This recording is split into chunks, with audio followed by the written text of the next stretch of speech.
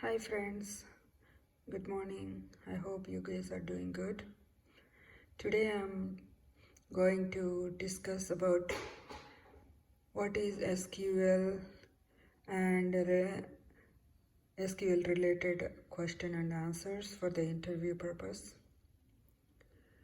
So the first question would be, what is SQL? SQL stands for Structured Query Language. It's an American National Standards Institute database language used as a communication tool to create and access databases. SQL supports software applications by performing tasks such as retrieving, updating, inserting, and deleting data. SQL makes it possible to execute queries, insert and update records, create and delete databases and tables and more. The next question would be, what is a DBMS? DBMS stands for Database Management System, which is a program used to help maintain, monitor, create, deploy, and control the use of database. It also acts as a file manager for the data kept in the database, no matter the size of complexity of the database. Next question would be, what are the tables in SQL? The table is a collection of records organized into a set of rows and columns. To form a model, there are no precise upper limits to the number of records that can be defined by rows in the table. Next question, what are the different clauses used in SQL? An SQL clause is defined to limit the queried results to certain specified conditions. Group by the first one would be group by clause.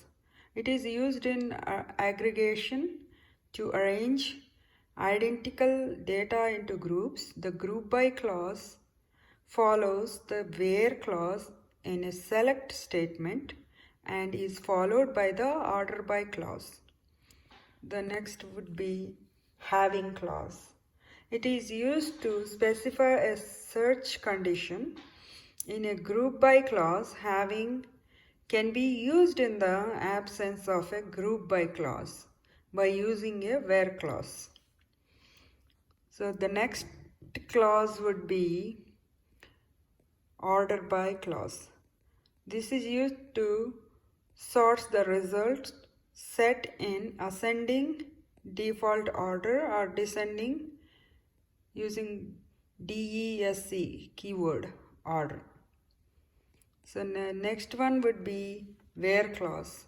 It is used to define the condition of the records to be extracted. So the where clause will be used to define the condition of the records to be extracted. What are the factors to check during database testing? As a tester, we need to test every functionality. Every functionality should be tested by a tester. So, including field size validation, constraints, indexing, store procedures, data validity, data integrity, triggers and functions, and database performance. But checking the accuracy of added and deleted records should be monitored more closely. So next question would be, what is data-driven testing? Data-driven testing is an automation framework within which test data is stored in a table or spreadsheet where input values are read from data files and stored in various test scripts. This is useful to avoid the need to create individual tests for each set of data, which can be a cumbersome process. The framework keeps the data quarantined, and the same test script can be used to generate results for multiple combinations of input test data. Input data can be stored as XLS, XML, Excel sheets we can store, and XML also we can store, and CSV files like comma separated values and database formats.